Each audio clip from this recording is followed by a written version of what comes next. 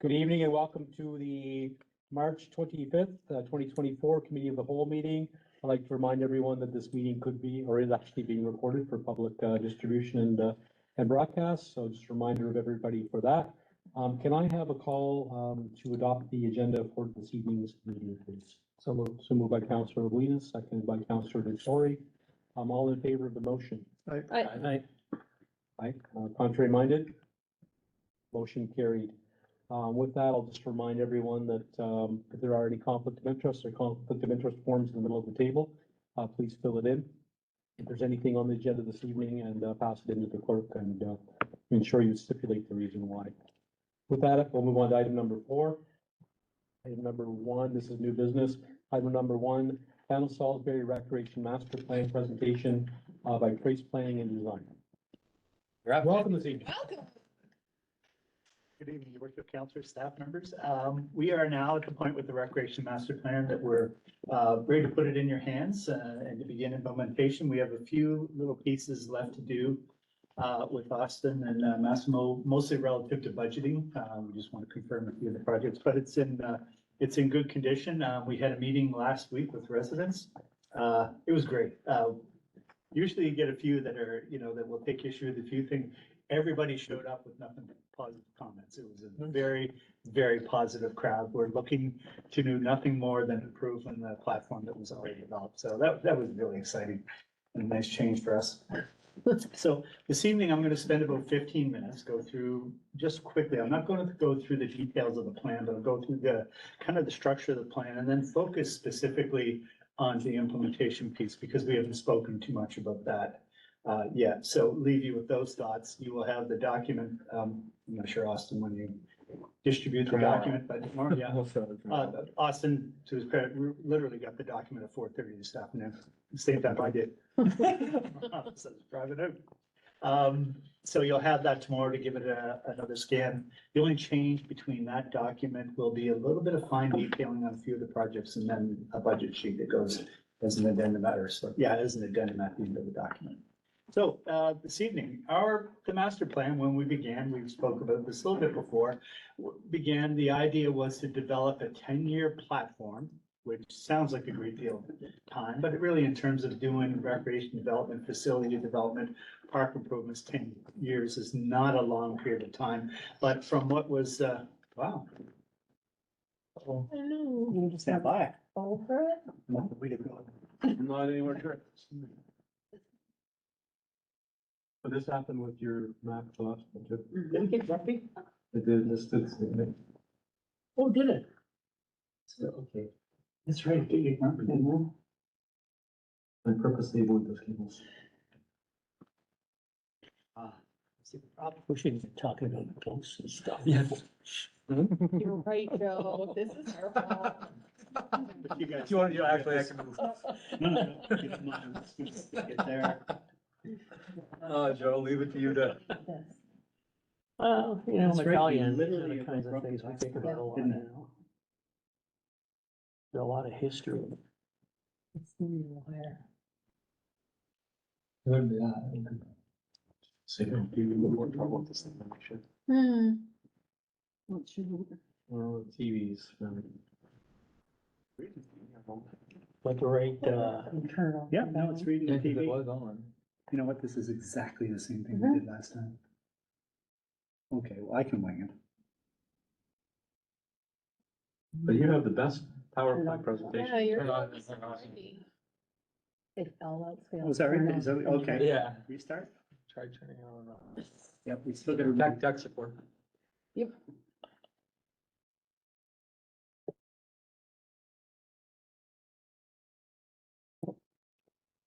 We're being recorded. This is a Sony TV, perhaps. Somebody get the Sony Corporation could. Maybe we could edit this part out. Yeah. This. Oh. Be. No. Yes. Let me just try changing the input. Change the input. It's saying that it's got the TV, so that's good.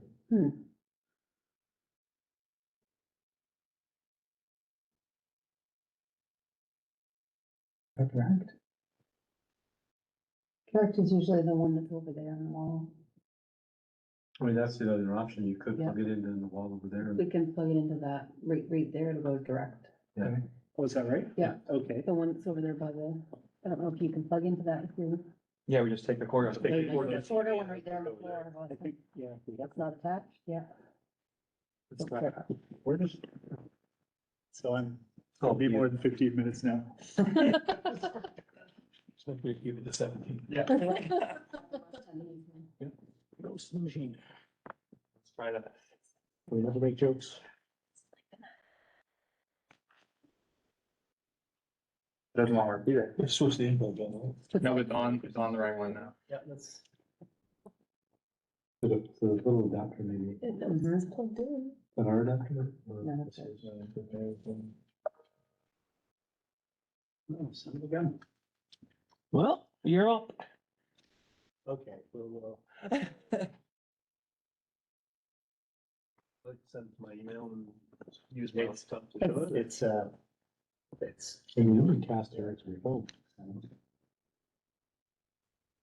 That's right. If you could just describe in detail every slide, I'll still feel like it's. Tell us your initial thoughts. So I'll go. You wanna Let's do start that? video. What I'll do tomorrow, I'll export this as a movie and send it out to you, so you'll have that tomorrow. Lovely. You can kind of scan Yeah. through it. Just for the viewing public, I was not joking. You do have one of the best PowerPoint presentations. Well, I've been at decades of them. It's one of the reasons people hire us. Our shows are good. Okay, so my apologies.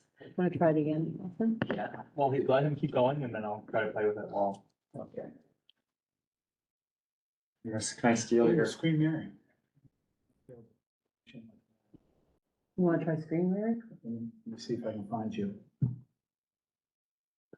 I'm probably not like it any more than that one did.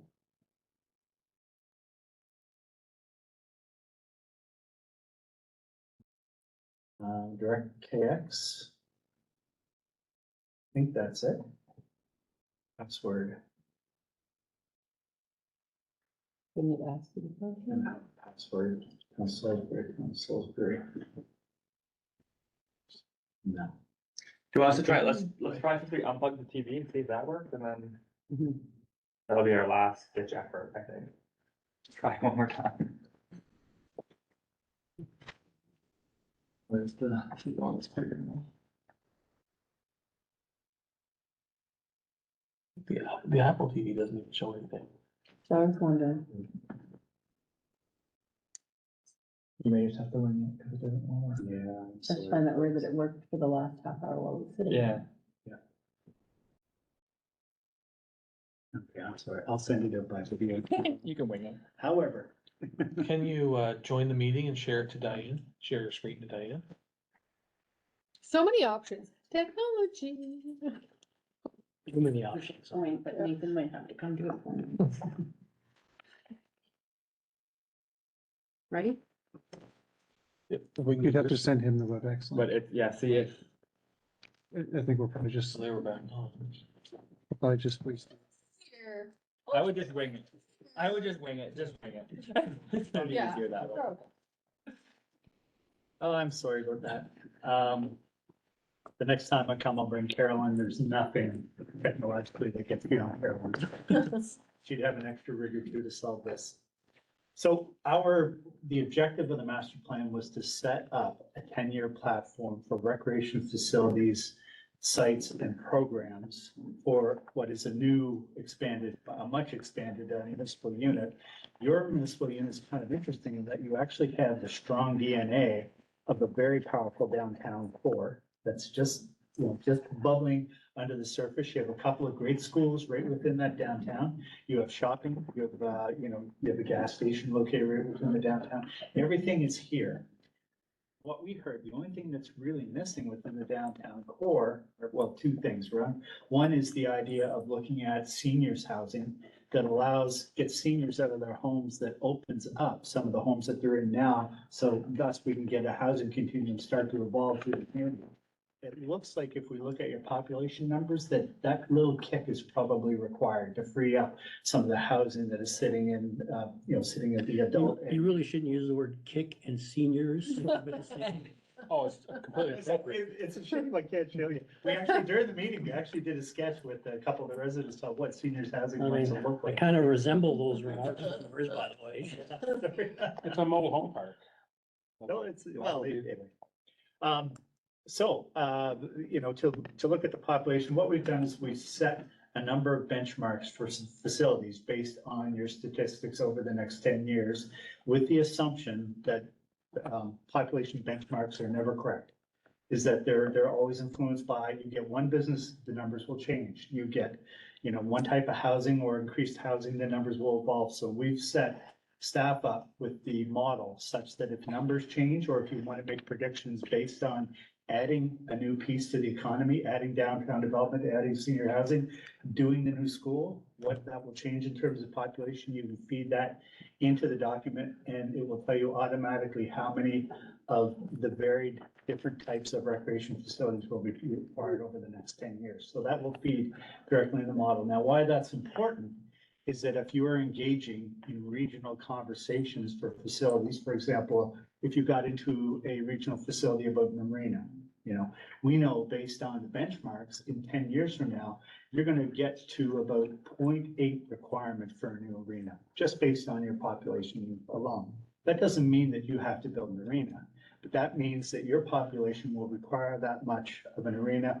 Means you're either partnering with a regional municipality elsewhere, they're providing an arena based on what, you know, you bring in your kids and other folks to there for use, or if you're, you know, if you do decide that you want to do one at some point in the future. Certainly when you're looking at the feasibility of the center in the next 10 to 15 years, you'd want to at least include that as a discussion piece with the Service Commission, as well as something to look at, you know, with Petitcodiac, your needs is there.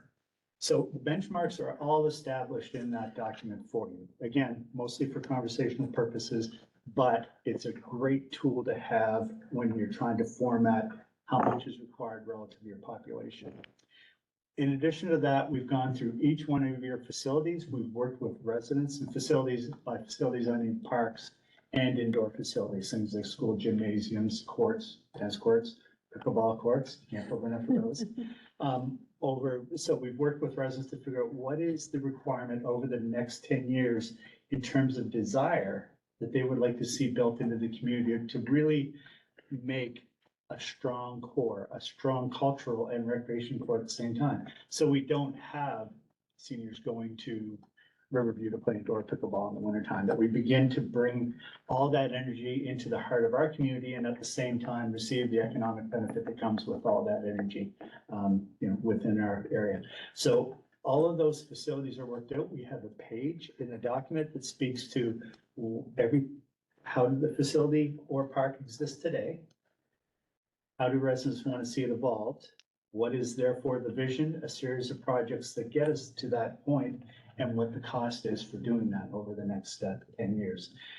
All of those projects are placed into the implementation plan, and that's a real important piece, is how does the implementation plan kind of direct you as a guide over the next 10 years? Just like population statistics, implementation plans never work as we intended.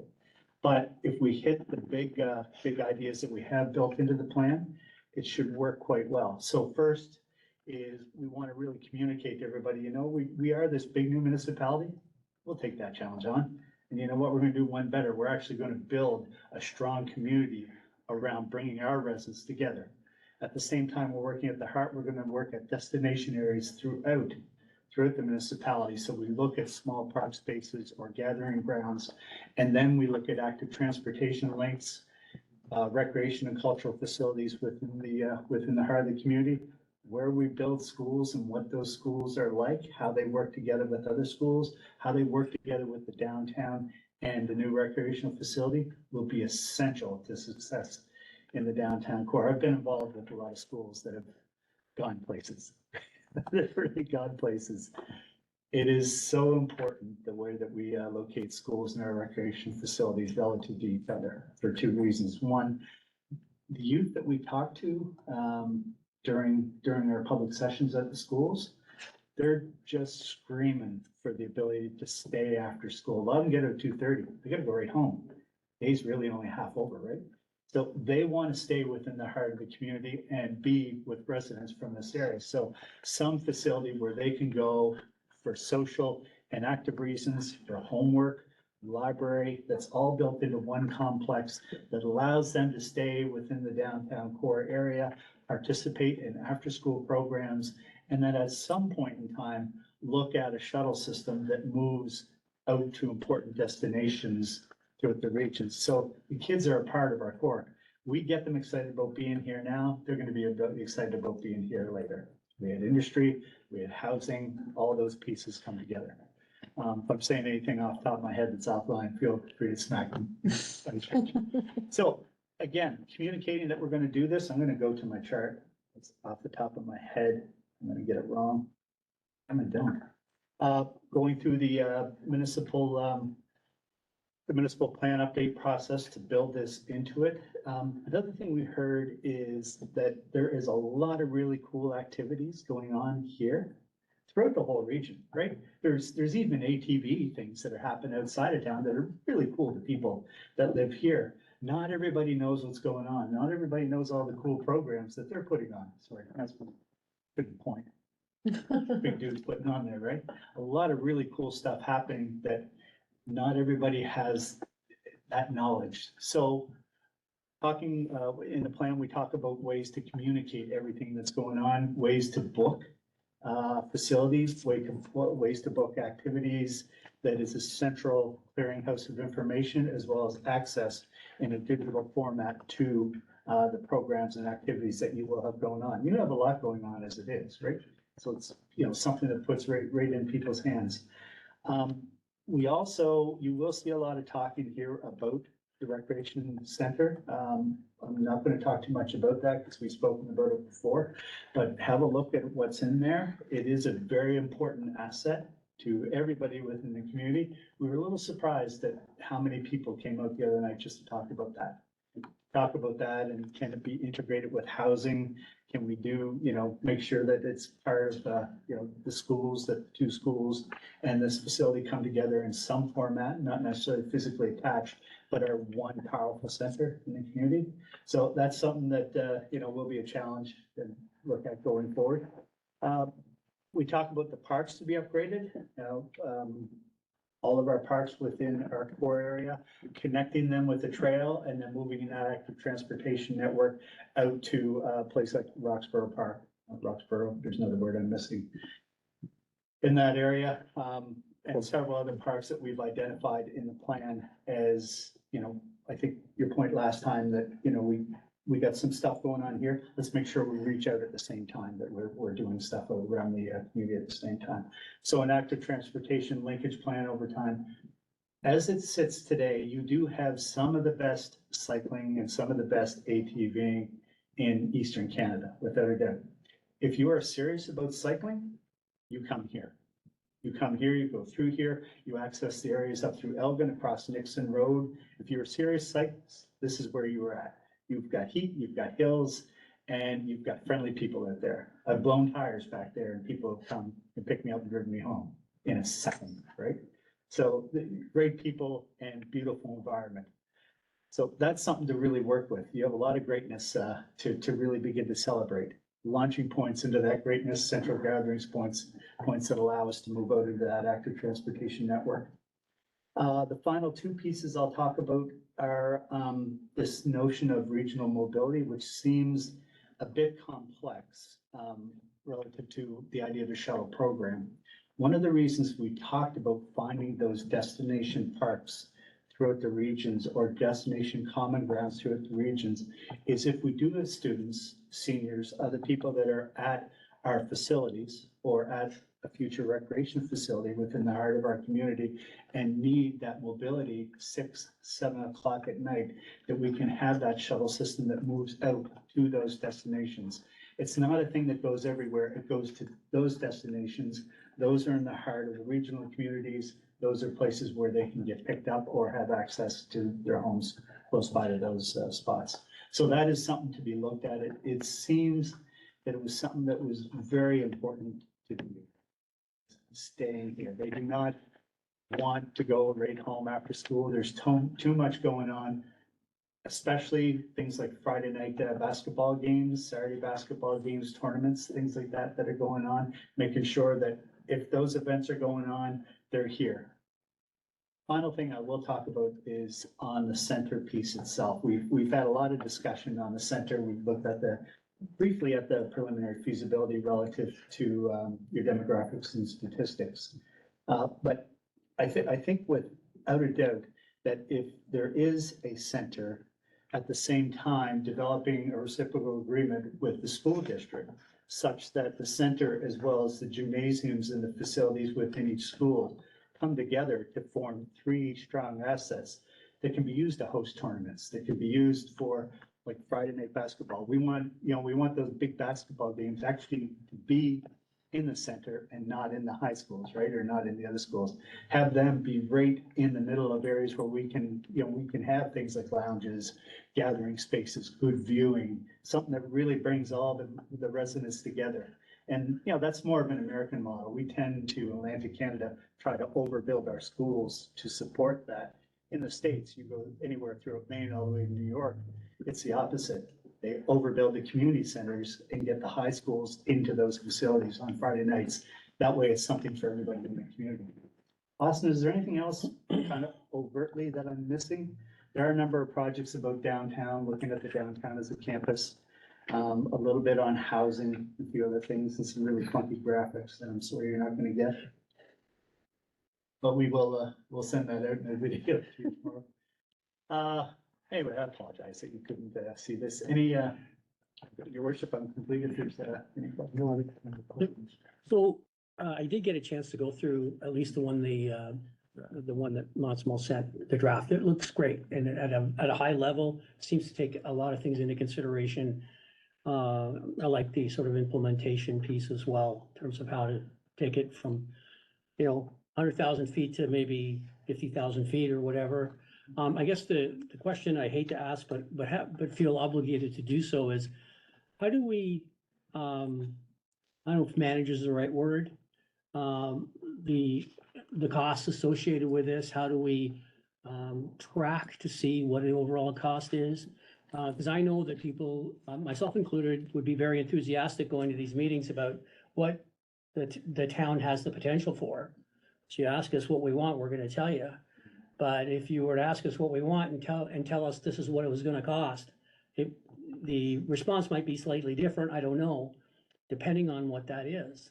And so, I know we can't everything all at once, but have you been to other places to see how this is done? Like, do they go for funding first? Is there community things that are being done in order to raise funds? Is there businesses that we have to go to see if they would like to support something of this nature? Like, how do we go about doing those things, preferably ahead of time, to get some sort of commitment, like a pledge, if you will, like you do for a lot of different things, so that we're not, this isn't gonna look like another unfortunate hit on people's property taxes. Yeah. No, it's a good question, Mike, but we should have addressed that going into this. The financial tracking and budgeting of this and sources of funding are all interrelated. That's built into the plan on who to go and when. We're very careful at what people say, and we try to layer ideas until we have something quite simple rather than a lot of ideas that get built into the document. So, for example, if we're talking, think of one of the parks that brought up a lot of conversation. We're looking for that, Jim, I can mention too. A lot of times when we look for funding for any of these things, they'll ask, do you have a strategic plan or recreation master plan or both? Okay. And so they need those as the pillars or foundations, Right. if you will, to say, how does this fit within the context of everything else the town wants to do and that they're looking to invest in? And it oftentimes will help us leverage different funding partners to say, look, this is a priority of the municipality, which then the feds come in, the province comes in, the municipality comes in, and then all of those dollars stretch further. And within the context of regional infrastructure cost sharing was the other reason. The flip side that we may use it for opposite reasons to say, no, like, we're not interested in playing ball in that context, because we clearly have a document that says that's not relevant in our circumstances, so it might be used for both, for No, both getting and that's why I funding and think the trying plan to is fight great. agreements. I understand we have to have all these things in place before you start asking for money, right? Because people are gonna say, well, where's your plan? Yeah. It's just trying to, it seems to me there's gonna be almost a separate track when it comes to funding. A lot of these things are obviously gonna happen at the same time. It's not a linear process by any means. But we do have, if not in the town, certainly in the region, some pretty large corporations that might be, groups that we can approach that would want to be partners in something like this, notwithstanding what we're looking at from a government perspective, right? Adopting the plan doesn't commit us to 10 years of spending either, though, right? Right. Like, there's a decision point on each element of the plan Yeah. that we go to implement. And simply your plan doesn't have any crazy budget items. They're all just slow projects to work on over the next 10 years, couple of changes, one or two of the parks, but nothing outside of the center. There's no significant capital investment that shouldn't fit within your existing capital, or your existing budget, your capital budget. With the exception of a few pieces that, such as trails or active transportation pieces that you will do by regional partnership anyway, and provincial, federal partners. I'm really glad that you brought up the shuttle process, because in my brain, I'm trying to figure out, based on the scenario you suggested, the high school one is a great one. I mean, I grew up in a very large urban area, and it was easy to stay after school and get involved in sports and all kinds of other activities, because I could just walk home. The vast majority, I'm assuming, I could be wrong, but you guys correct me, of the students that are going to some of these schools are taking a bus or getting a drive. And so as a parent, obviously you want to see them get home because they don't have a drive. Plus the fact, if you look at it, that would be other things to consider. If we're getting a shuttle service, we're gonna need to do something about the visibility down some of these roads, because at nighttime and in the winter, it's no fun to drive down Coverdale Road to the end of this town or any of the other roads, right? So those are infrastructure things that may not necessarily be in the plan, but we will have to give some consideration to simple things like that, to say, hey, wait a second, we need to make sure that these roads are safe for these kids or whoever else is that are going back and forth. If we align them with the anything about active transportation now is the idea of winter is being dissolved in quick. Like you look at Halifax, the electric scooters are on the street every year, every day of the year. Right? And they're heading out to rural areas now. So if we tie our shuttle system to an active transportation system, there may be a time when that pressure on the shuttle system, that may drop with 2 or 3 year groupings of people that are moving on the active transportation piece. We're seeing it elsewhere. So you see it in Fredericton a fair bit. University campuses are going crazy with the electric scooter. It's such a simple thing, right? But it's changing municipalities. And no one will believe me until it happens. No one will believe that. Nobody would believe for a second that somebody would take an electric scooter to River Glade until there's a trail, and then it goes crazy. Yeah, it's weird. Thank you very much. What's our next steps with this? So we officially will ratify it in April, so we'll circulate the plan to council, the updated one. We have some small tweaks, like Jim mentioned, on like additions, like budget wise and like Yeah. specific project wise. And then circulate it to council, and then when it's officially ratified, it becomes like the public ratified plan, so we can publish it and talk about it and socialize it with residents, what have you. And where it was one that a lot of residents have been consulted on, like over the last year, basically in person in the summer, through the surveys, so on and so forth. I think that will be something that will be of interest to a lot of them, the stakeholder groups especially, so we'll sort of talk about it like that, and then it gets integrated into a perfect timely example is the CCBF plan, to say, okay, so our rec master plan says we'll invest X amount here and there. Where does that take from our CCBF dollars? What does it become in terms of priority for funding applications and then we start the implementation side of things. So the fun begins now that the plan, once the plan is ratified, so in April hypothetically. Well, I love it. I'm sorry that we didn't. No, it's. The flashy It's presentation. so I much think- easier to, Fully like my attention fully on you, so I enjoyed it. yeah, I suck at speaking without graphics. Were you? Do we need a motion to forward it to a regular council? We probably should. I didn't put a memo on it, but it would just be that we forward the recreation master plan to the Nathan would upcoming. love I'll move that we bring the recreation master plan to a future council meeting for ratification. Seconded. Moved by Councillor Venus, second by Councillor Thorne, questions to the motion? All in favor? Right. Contrary minded, motion carried. Thank you very much. Thank you, Jen. Moving on to item number 2, 2024 culvert prices. So, let me find the right one. So the next item is, looking for direction on an update to the schedule of the town's bylaw number 5 related to the culverts, or the driveway culvert and entrances. As a reminder, this only applies to Ward 3, where we're responsible for, culvert entrances or culverts and driveway entrances. Last year, in case council doesn't remember, as a reminder, we had a discussion around fees.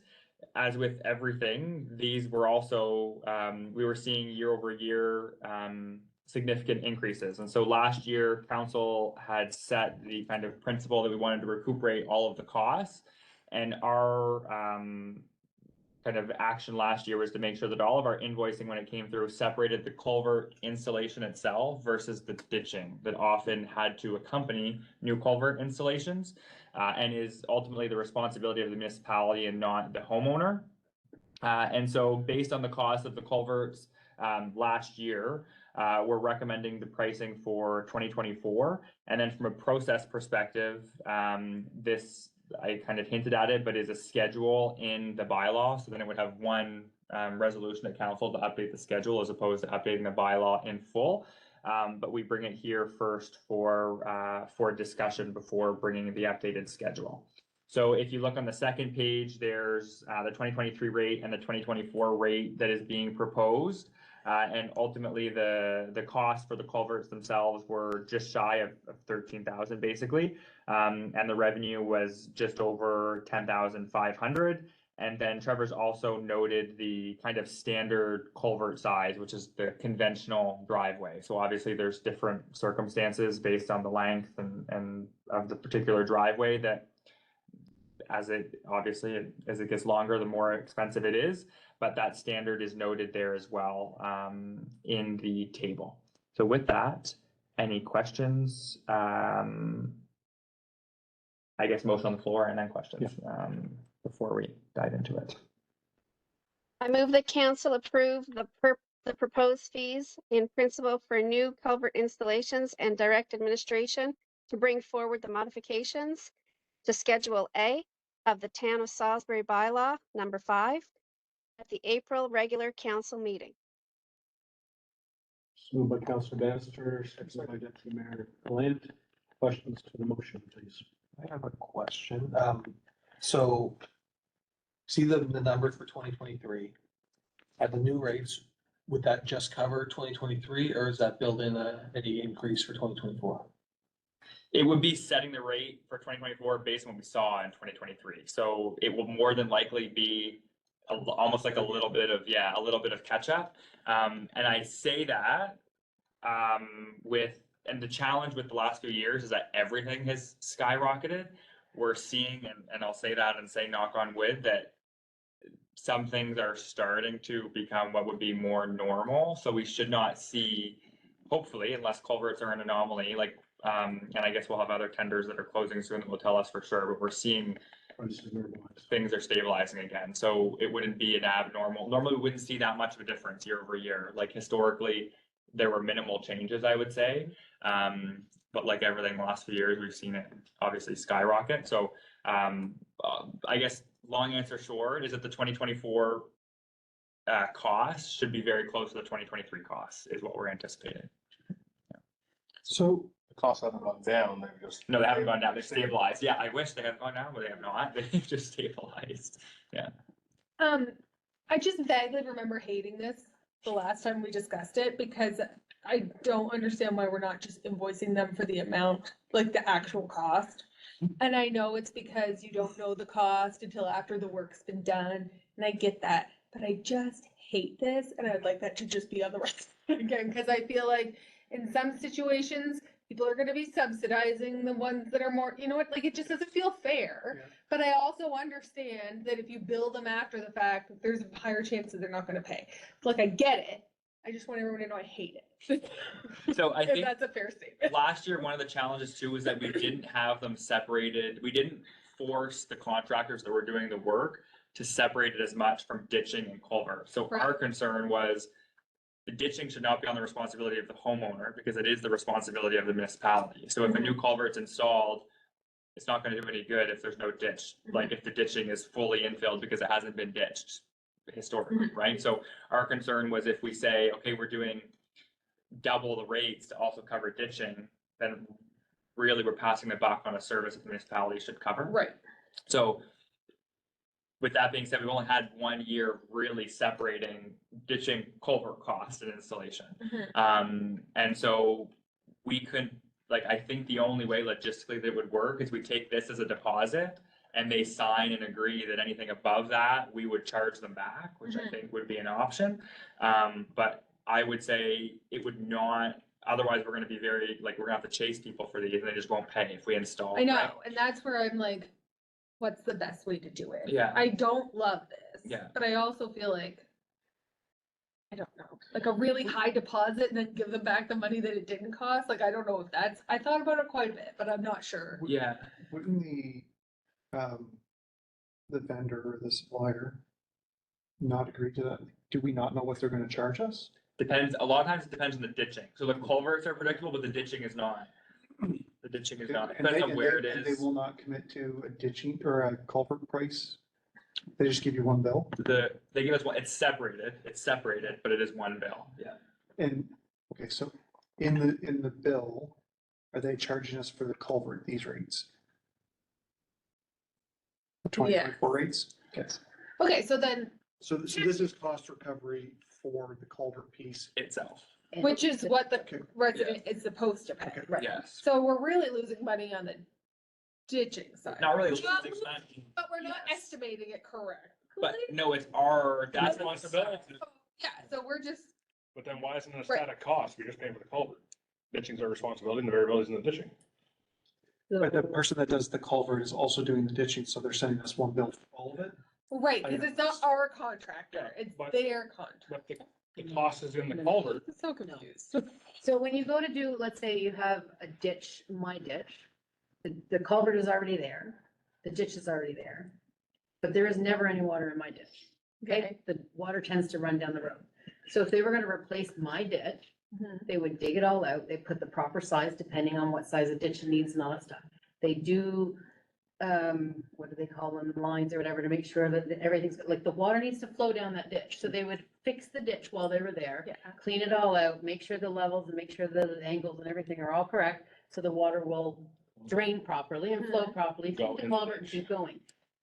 Sometimes that means the culvert next to me needs to also be done in order to take the water, because now there's more water. Sometimes it means the culvert or the ditch above needs to be cleaned out more. Like, so while they're doing it, it just sometimes costs a little bit more to It cascades. physically like fix it. Right. Domino effect, yeah. but they would have quoted you for the culvert replacement, which wouldn't have changed, It would be that- this fee, This fee. yeah.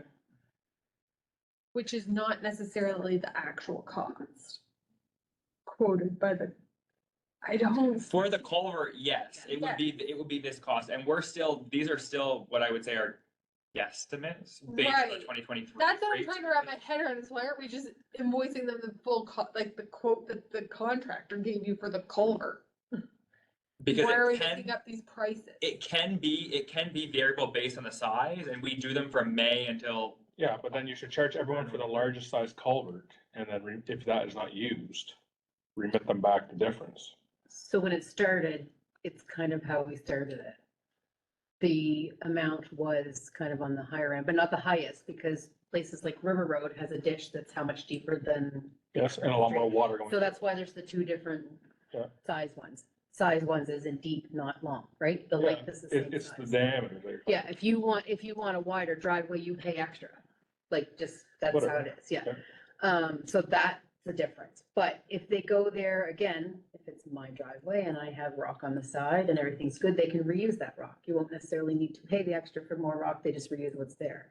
They may need to add more rock. They may So need we to can, like, adjust that culvert. we can put hypothetically the highest amount. People are gonna hate it, but we can do that. And then we basically, But it's the highest amount just for the culvert. The ditching, they shouldn't be paying. for right, anything. but they would pay, so hypothetically, let's say the highest one, just The looking at these 36 inch. lists. Yes, yeah, the 5,500. Yeah. And then if they come back with one in the middle, then they're They reimburse the difference. paid back the remaining. So that's the only part they should have to pay. No, that's how it would work in that Right, scenario. yes. Yeah, in that scenario. Because right now, if somebody comes in, I don't even understand most of this, but anyway, if somebody comes in and they're like, yeah, we're gonna need a 24-inch one and they It's pay how big the 37. hole in the pipe is. And Yes. and so I get it, but like. Anyway, so let's say they pay that full amount and then they didn't end up needing that size. They would usually, Trevor would check before to find out what Okay. size, yeah.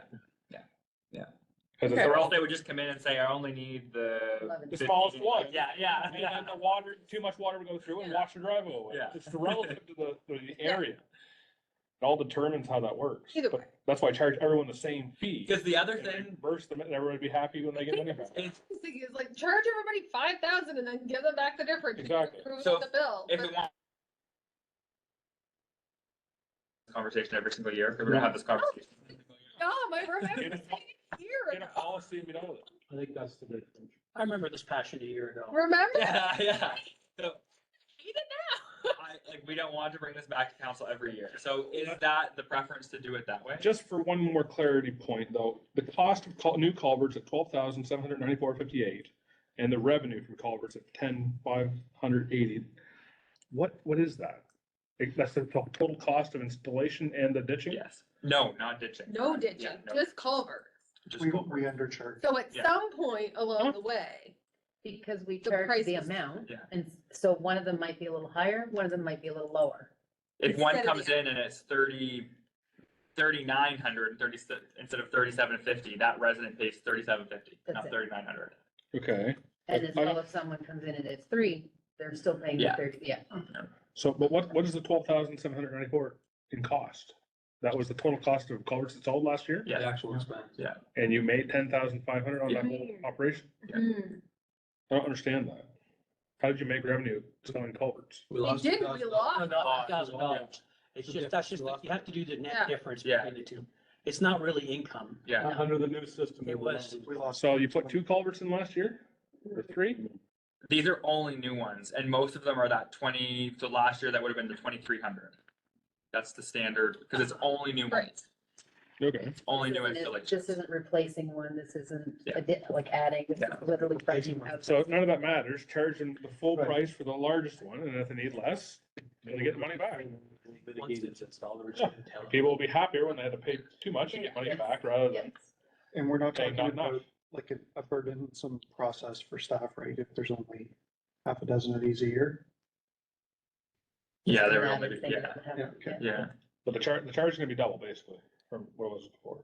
For 23 to 5,000. But they'll recoup rate, But you'll yeah. get If they need to, and if they don't, they won't. We'll understand that we're protecting, it levels the playing field. It's a deposit, I guess, more than anything. I I think don't I know. would how- call it a deposit and you'll be refunded the balance, Refund it or charge for the difference. or charge the difference. I mean. Well, they shouldn't be charging any difference, that's the largest one they should need unless it's a big problem, but. Like, Well, double that's Be just, for that's commercial. up for business. discussion, I guess. Wait, do we put the culverts in for commercial? Should there be commercial rate? No. No, it wouldn't be, because it's specifically for like driveways. Yeah. Specific driveways, yeah. Okay. Does this feel okay?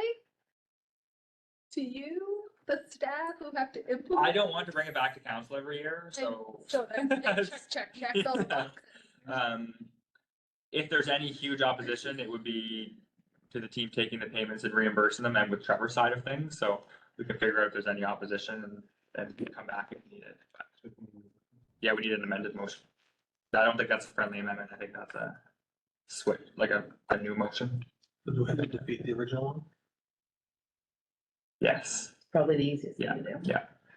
Any motion on, But if we defeat it, You make a new one. making a motion for, Because it's different enough, it's okay. is it? Or no, you need a motion to amend the motion is what You it can is. amend Yeah, it too. do a motion to amend Okay. the motion. I don't know how to. How word do it. you word Somebody that? else. Okay, so, do I do it before, before we vote? Yeah. Yeah, I'll move to move amend. to amend the original motion, and then do I just put my new motion in it? Okay. To read that we will charge residents $5,000 as a deposit for all new culverts, and they will be either reimbursed or charged for the difference based on the actual invoice. That makes sense? Seconded.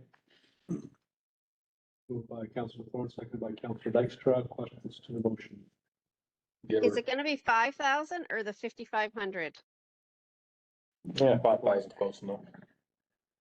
Cause it's 5,500 on, For the On the biggest new- one.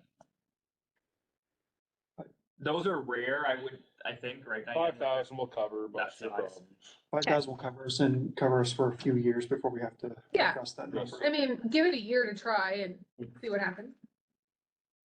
I think it's great. Is it okay then? Additional questions? All in favor? Aye. Aye. I, Contrary minded? Motion carried.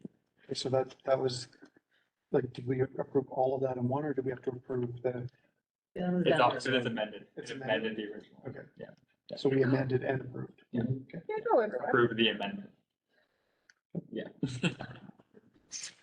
Moving on to item number 4, award. No, 3. Or sorry, Sorry. three light policy. That Thanks. was, Councillor Dykstra.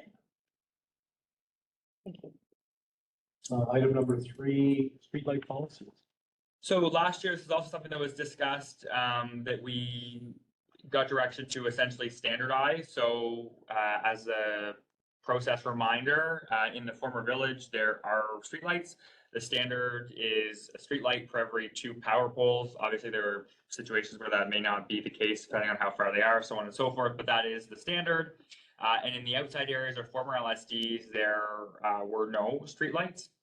And so we added some last year at priority kind of certain areas, and some are continuing to be added as well. We essentially submit batches to MB Power. And what we looked at were intersections, safety concerned areas, and then what we'll start to look at next is Canada Post community mailbox areas. And so what the intent of this policy is to essentially streamline or standardize the process for streetlight requests. There aren't very many municipalities that have something in place. There are 2 mainly. One is a municipality no longer exists, so Beaubassin-Est, and another one is Hanwell. So Beaubassin-Est was basically at a council level decision versus for each streetlight versus Hanwell was they could be requested as long as they got resident input through essentially like a petition. And the argument is that in former LSD areas, there are some residents that love the concept of having streetlights and some that do not want them. And so that mainly applies in residential areas, i.e. neighborhoods or more densely populated areas. Because in the former village or Ward 3, they're done through the subdivision development agreement process. So if a new street is installed, the municipality automatically puts in streetlights.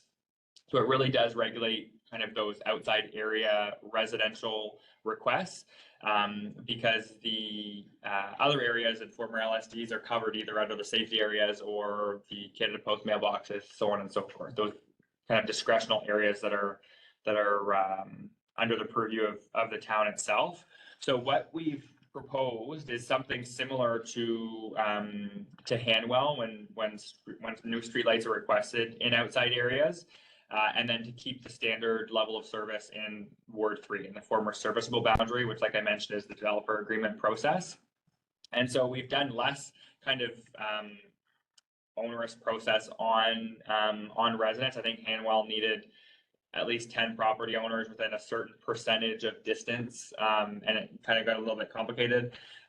So we basically said that they need to basically have something signed by at least 5 households that would be impacted by a streetlight addition, to at least give us an indication that there's not going to be huge opposition, because we did see that last year when we did a public call for areas. We had people submit it and then come back and say, just kidding, I take that back, because people in my neighborhood said they don't want streetlights. So we know that we will see that, so it at least gives some sort of onus to make sure that we're not putting in streetlights at the request of Unnecessarily. yeah, exactly. And also that it gives us a way to make sure we don't have a street light on every 2 power poles in the full town boundaries, because then we'll be keeping the lights on and the power, literally, I guess.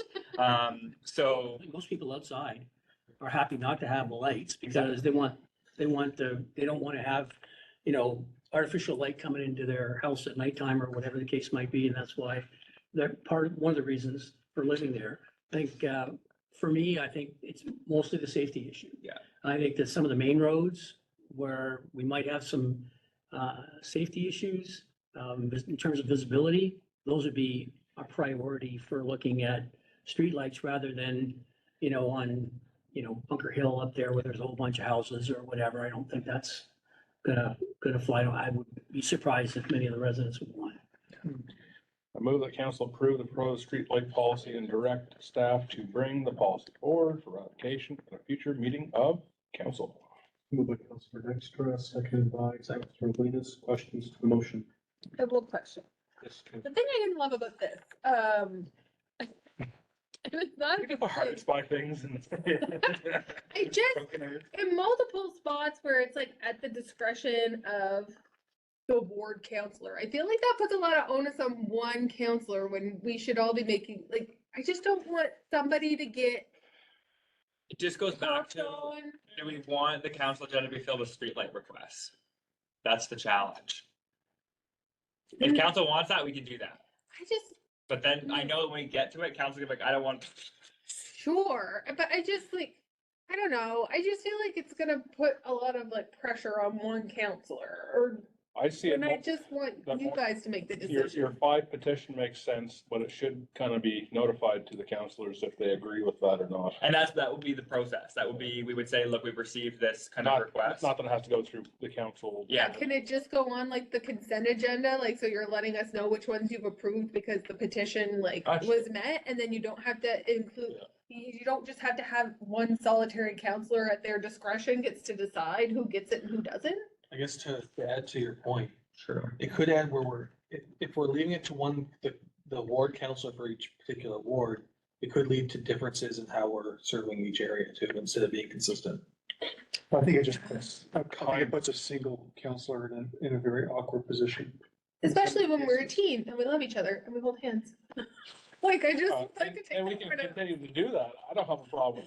But in general, I don't think most former LSD areas want No. streetlights everywhere. Yeah. Fundamentally, it's not gonna be a problem. No. I think the bulk of the area we already covered is going to Yeah. deal with the bulk of what's wanted as is. I That's just our think if you take counselors out of it, you've got the petition, throw it on the consent agenda, I think it makes your life easier too. So then do we do it as where we consult the ward counselors to make the recommendation to then go on the consent agenda? Would that be the process? I don't even think you need to tell us. If you've got the petition, she's Consent done. agenda? Well, it's on the Consent consent agenda. agenda, because it's questioned, and it does. You just pull it out. It Yeah. does get pulled out if it gets questioned. Yeah, so I that's a just good think process. like the petition is enough. Then you know the residents, then we all know the residents. And it does give the smell test of, because it's the consent agenda item, the rest of council still has the ability, should, for whatever reason, you have questions. Yeah. And we still have the ability, if we see a spot where we think either through discussions with residents or other experiences we've seen accidents in such and such a place on a regular basis and they're happening at nighttime or whatever, we can say, look, we should really think about putting up a. Yeah, because that still meets like the safety and like, and I yeah. think a lot of it's gonna be common sense. Yeah. Yeah. At large. It wouldn't be anybody because we would just bring it to consent agenda. Yeah. I like the consent agenda idea. But I don't want it on my house, so I'm not gonna be petitioning myself. Just for I think in the clarity. rural, I think in the former LSDs, we're only gonna see safety requirements for lighting. I Yeah. don't think we're gonna see anything other than that. And those ones are at the discretion of the town. We would consult the ward councilors for those ones, just to say, Right. because it's not a petition-driven request. Right. It's the ones that It's we've like been a doing. safety Yeah. issue. Okay, so thank you for clarifying that, because that is, I think that that is our responsibility to ensure that any area that we feel has a safety, Yeah. concern, that we should be, highlighting that, and that we don't need to have 5 people in that area come forward with a petition. Yeah, and that would only be really if someone like, if your neighbor wants a street light outside of their house, Phyllis, and then they come to you and you're like, ooh, you're like John Weave, and he says, I don't want a street light there, then you don't sign the Yeah. petition, it's harder, you know what I mean? That would be more of the petition-driven request, whereas the Yeah. town will continue to add, based on those, the safety, accident-prone, community mailboxes, those Yeah, criteria. those ones make perfect sense. So what happens if we have someone that comes and says, we really feel that we need to have a light here? And you have Mr. Rural Bug, that's that one objection that says, you know what, absolutely not. I'm in the country, don't want a light. Then I guess I want to understand how we're going to deal with that, or how do we handle that? It would be, when it comes to us, it would be, the onus would be on the resident to make sure that they have 5 signatures in support of it. And then it would come, if we were made aware, I doubt the resident doing the petitions would say, oh, by the way, 2 of my neighbors were strongly opposed to it. But if we were aware of that, we would include that in the recommendation to consent agenda. And then it would be a decision of council to say, weigh the pros and cons, I guess, before making that request empty power. Okay, so there still could be a debate. There could be, yes. Okay. There could always be a debate. My position will be, if safety is not a concern, then err on the side of caution and say no. It's just fundamentally, Yeah, if it's not a safety issue. and the answer is no. Unless you To me, have I just would like, support. I'd be like, yeah, I'd be thinking, okay, what would be the reason for it?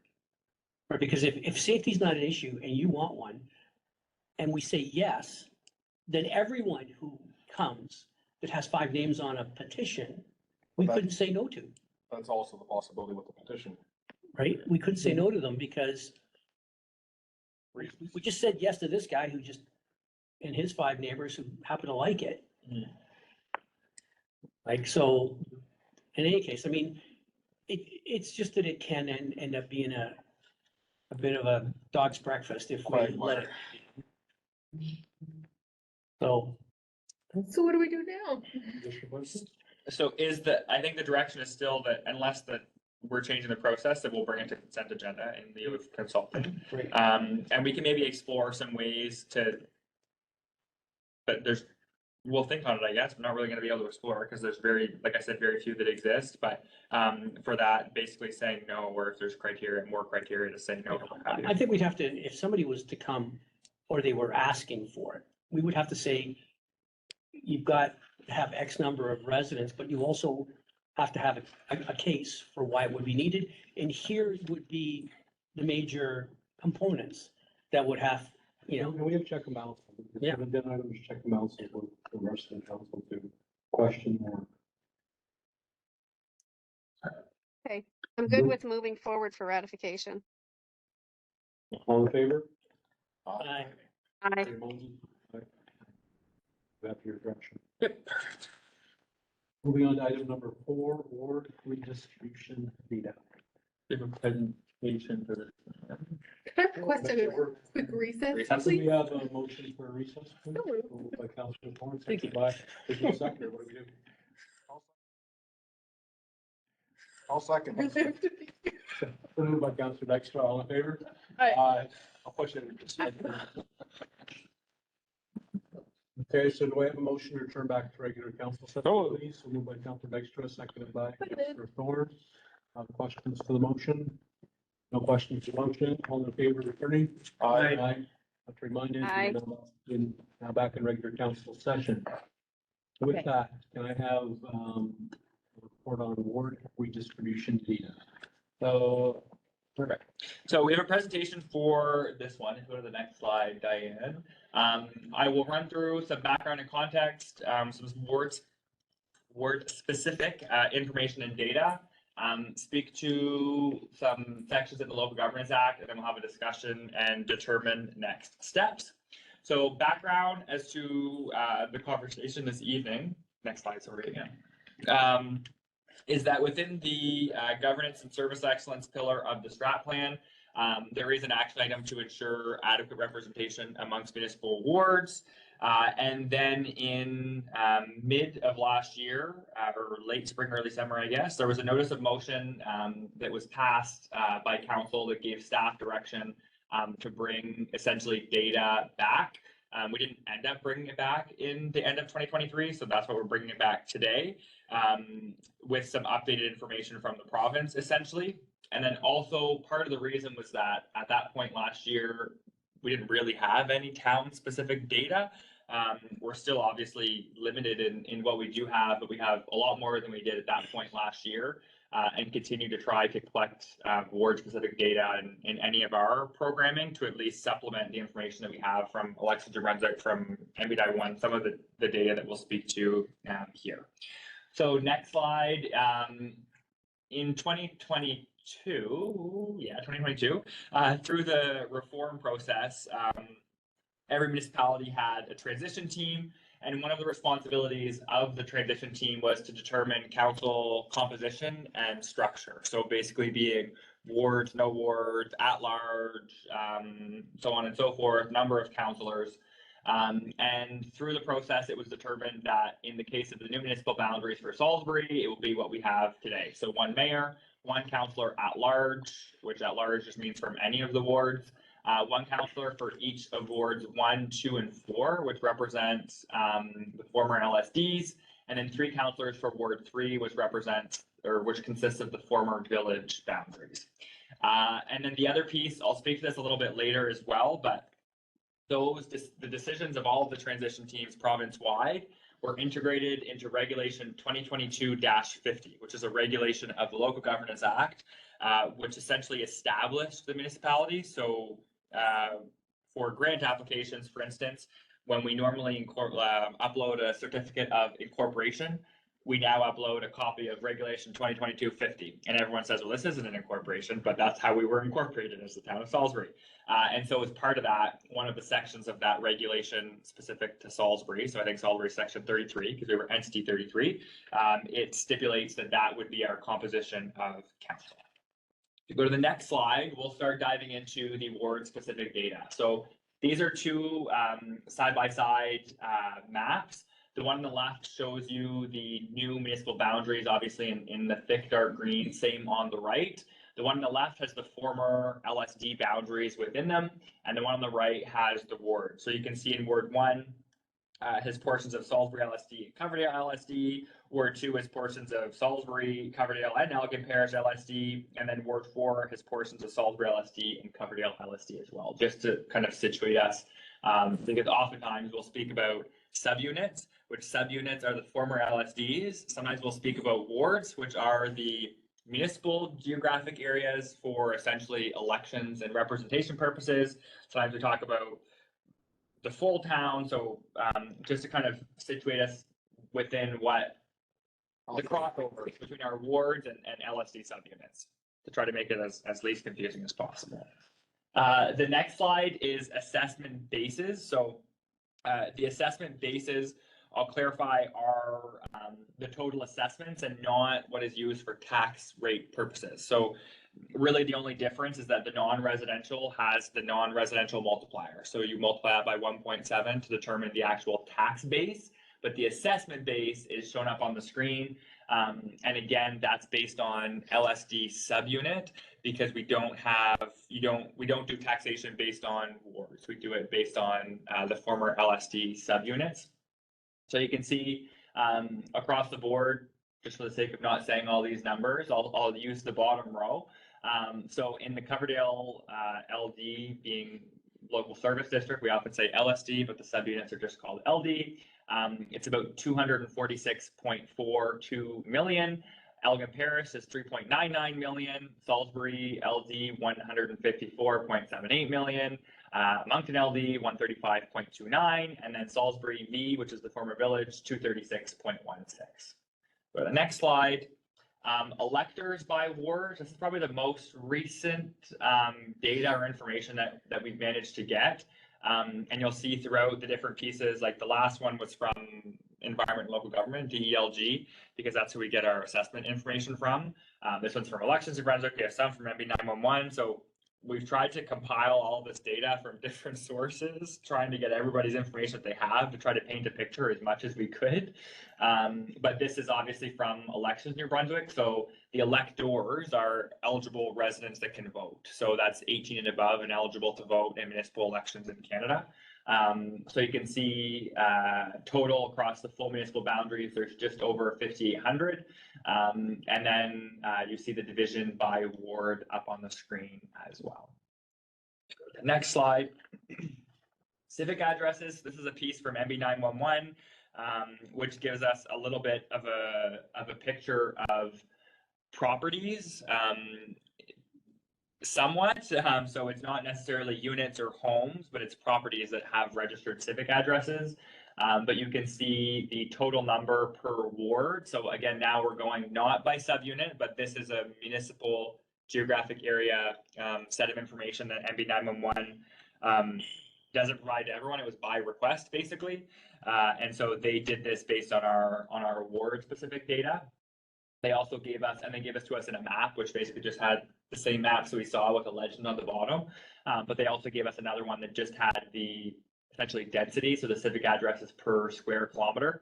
It looks skewed, but it's because the Ward 3 is the former village, where obviously it's a 13 square kilometers as opposed to the full piece is 330 some square kilometers. So that's why that number looks a bit skewed.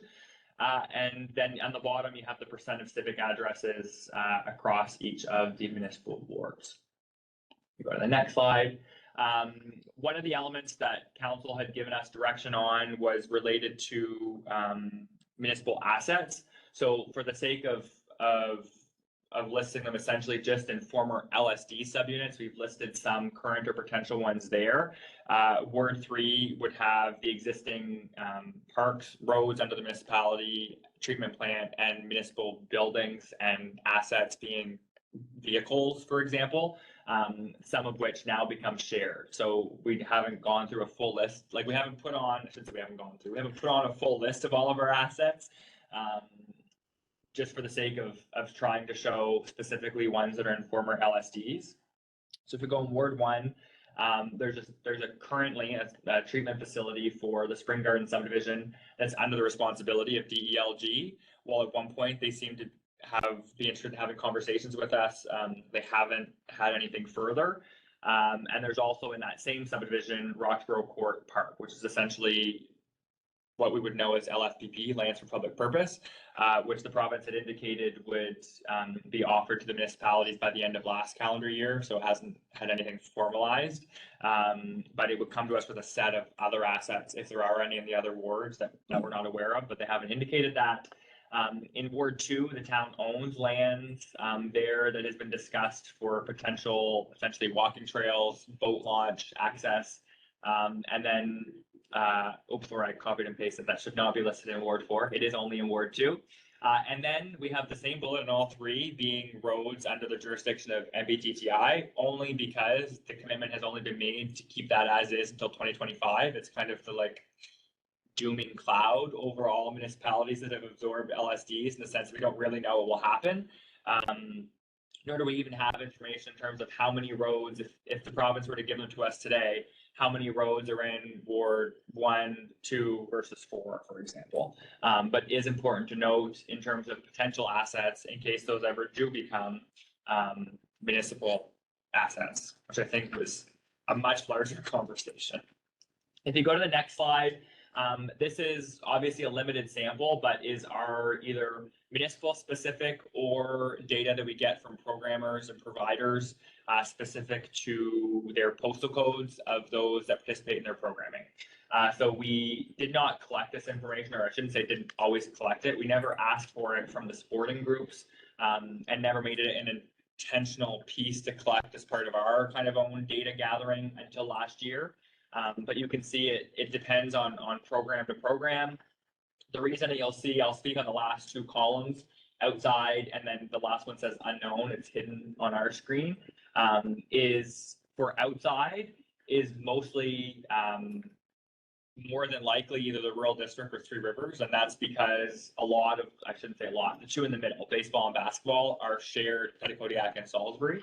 And then the unknown is either they don't have postal codes or they didn't give us full ones, basically. That's why there's kind of limited numbers there. But you can see across wards, and again, obviously a limited sample size. It's not like we're capturing all residents, we're capturing the participation of the existing programming that we have, but shows some of the data amongst our own recreation service offerings in terms of usage by. To go to the next slide, and again, to this one. So this section is specific to the Local Governance Act, because there are some implications that are important in terms of process and what we can do. This is the piece the province was slow, I would say, in getting us information on, and still hasn't really given us a clear picture as to what the process entails. So there's a few different sections here of the act that we reference, but section 42 is the one that authorizes municipalities or councils to establish a bylaw that creates wards within a municipality. So if the town of Salisbury had been in existence forever, and last year the council decided to put in place one councillor at large and then 4 wards, that will be done through a bylaw process. That's governed in section 42. Section 45 states the timing of said bylaw. So in order for a bylaw to take effect, it needs to be filed with the municipal electoral officer, mainly Elections New Brunswick. That's the final step of the process, at least 6 months before the date of a municipal election. So obviously there's lots of things that have to go in before that, mainly being 3 readings of a bylaw. And then that last step is being filed with Elections New Brunswick in order for them to update the electoral list and voters, essentially, to take effect. Section 45(6) states that a bylaw made for the purposes of changing wards or composition shall not be amended or repealed within 4 years after the commencement of the bylaw or its most recent amendment. The next subsection, so 45(7), states that the subsection I just read does not apply if a bylaw is made as the consequence of an amalgamation or an annexation. So if you go to the next slide, the question to the province was, does the clause on if it is a result of an amalgamation or annexation apply in the case of Salisbury, where the province had a regulation that incorporated and established the council composition? So I guess more simply put, it's either, is it the equivalent of a bylaw, or is it the equivalent, is a regulation not the equivalent of municipal bylaw and just something the province is putting in place? And so according to DELG, the regulation, so that's the one that I mentioned earlier, 22-50, is considered to be the equivalent of a bylaw passed by the council under section 42. So because of that, it triggers the that 4-year time period that says no changes to ward boundaries can have effect until 4 years from the making of that regulation, or for the sake of comparing apples to apples, the regulation or bylaw, because they consider it comparable or equal. And so then what they had said when we had pushed and said, well, technically it was a process province-wide of amalgamations and annexations. They had said that the department is establishing a process where municipalities can petition the minister to approve a bylaw making changes to wards so that it can be in effect prior to the expiration of the 4-year period. So as of now, they have not clarified that process because they have not created it. They said when it is the case, they'll share it. I have my suspicion and personal assumption only, and again, only an assumption, is that where they're in the midst of doing that process now, that it's going to be within the jurisdiction of the new municipal commission, probably, where they'll hear pieces on, for example, on future amalgamations or annexations. That will go to the commission. So I suspect something like this would as well. But they're saying there is the option of petitioning the minister. It's just what that looks like, we don't know. So does it mean going to the commission? Does it mean, like, for example, for amalgamations, there's a series of guidelines that municipalities have to show. So they have to show a report of data, of public consultation, of resolutions of council, reasoning as to why why council wants to undertake that amalgamation. So just based on timing, I suspected it would be something similar to that. But at this point, it is unclear as to what that process would actually entail. But in of itself, we wanted to cross that bridge if we need to anyways, so.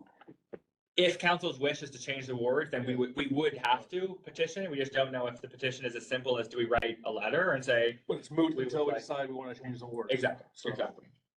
If you go to this slide, some of the considerations that we see from our end is that although it might seem like an eternity, many days, we are still very early on in the new municipal boundaries. And there are still many residents who do not probably realize that they live within the new municipal boundaries of Salisbury. Based on voter turnout. And yeah, that's a good example. I think voter turnout will probably be higher now, but that's, I think you're it's gonna just- see, Maybe. you know, well, it's just the. I think a lot of it's gonna be dependent on us, whether voter turnout gets higher. Depends on how much everybody enjoys their assessments and Yes, that is true too. There's that too. Anyways, There are still, another one is that there are still elements of municipal reform that the province has not fulfilled yet. So technically that process is not completed. as- ongoing. Yeah, it's not finished. And we still don't have a lot of information. Like we're gathering a lot of these pieces, like you can see from MB911, Service New Brunswick, Elections New Brunswick, our own data.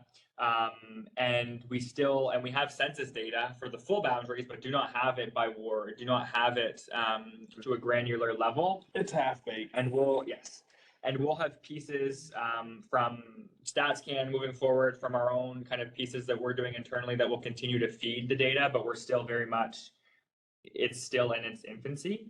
I mentioned that we're still trying to communicate, or I mentioned the piece that a lot of people do not necessarily feel or know they're part of the town. So we're continuing to try to communicate those things. And then again, in case you haven't caught what I've been trying to mention, there's still a lot of gaps in data and we're still trying to gather as much as we can. Do we save our questions? If I do have a question on the data, which I do appreciate. That's fine. I only have one more slide and then we have a motion and then I would say we dive into it. So we've tried to summarize the options into essentially three. Our recommendation at this point, based on mostly the fact that there's still a lack of information or data, and the fact that we do not know the process of petitioning the minister, and assuming that it will come through the municipal commission process, is that we do not recommend undertaking specific changes to the ward boundaries right now, but that to formalize it in a motion, but we will continue to do it, is that we prioritize the data collection of it and to try to collect that as much as we can. And then alternatives are that council can direct us to seek more specific information. So whether that's ward specific data, what have you. I'm sure there's some that we haven't thought of that we can check, whether it's other provincial departments, so on and so forth, that we can look at. And then another one is that council can direct staff to essentially informally inform DELG that we have the intent of petitioning the minister, whatever that process may look like, and then we will bring that forward before we do that. It would definitely require a resolution in some way or shape or form to do that, so we would definitely have to bring it back, but we will bring more information on the process at that point, and that would allow us, pending approval from the commission, the minister, whoever it is, to say yes or no to change the ward boundaries. So with all of that, there was a recommendation on the floor, and I think we can go into questions at that point. I'll move that council not undertake any formal efforts to change the municipal ward boundaries and or council composition at this time, but direct administration to continue collecting relevant information and consider this as an important part of the 10th annual report for council to make any necessary decisions in the future. Moved by Councilor Dykstra, seconded by Councilor Ford. Okay, so we'll move on to question to the motion. It's more of a gathering with the additional data gathering option. So one of the slides, which I really love, was you start to go through the breakdown by wards. And we were in Fredericton last week, and you did mention 2025, the potential on roads and generating roads and responsibilities there. And again, by that 41.15 cents is being collected from every resident in the ISD areas. Unfortunately, if you look at the tax base that was in one of your slides, it doesn't break out the 41.15 cent special levy on that. I do believe we should break that out only from a transparency perspective, because government doesn't understand that. That's not the revenue that we get, No, that's I just know. the assessment Yeah, we base. should be breaking the two out. And by that 41.15 cents is going to general, by the way. Government stated in Fredericton last week, that's going to general coffers. Only from later, just have the data on a sheet for us to be able to talk to our residents around how the money's going towards the roads. And they threw us all under the bus with the assessment. Correct, well, that's where the conversation, I've got a report that I'm gonna be sending out to the council around that. So very much, as a united front municipalities did speak to the mission of Savoy, as well as the premier around that. It was very disappointing in the information the government. And by that, But I think that's a separate conversation. It It's is, not, it it's is, not but later, related to the assessment. later, depending on the decision of this council, later as we go into this, that is going to be very pertinent data in our municipality. This is true. It's true. And we It's can going to be- probably, we can it's make going those to be- calculations. It's They going won't to be be exact. very pertinent information because Yes. for you as LSD individuals, what money is being spent in your wards today and what money is being collected? Well, it's spent and collected, but it's also accounting for any of that. They don't do that now. That's right, but again, as a demand of taxpayers, that should be. Again, with the disrepair of our roads, if there's 3 million being collected and 6 is being spent, great, but if not, I can't even begin to imagine. State of the roads outside. Like but we they're have to just, keep that in mind. If the province was to unbelievably bad. pass these over, the mess that they're in, we need to make sure we get in front of the data now. yeah, for sure. No, I agree with you. I mean, some of our roads, you would never be able to tell that they were ever paved, like at all. First off, they're gonna download it onto us at some point anyways. Why? And whether it's conservative government or liberal government, all of this could be completely upended in the fall anyways. So to me, it's kind of a wait and see approach makes the most sense because a lot of the stuff that hasn't been even figured out yet will not be figured out if the government changes. So But isn't that it's a whole, That's not a question. we But I should think it's a ask separate everyone. conversation, Exactly. separate from ward data, like and Exactly. ward redistribution. I just think it's the most important ward data that's out there. Because that's where the majority of the tax dollars are being collected and they're not being spent. And from a taxation perspective, well, that's where transparent. people are upset.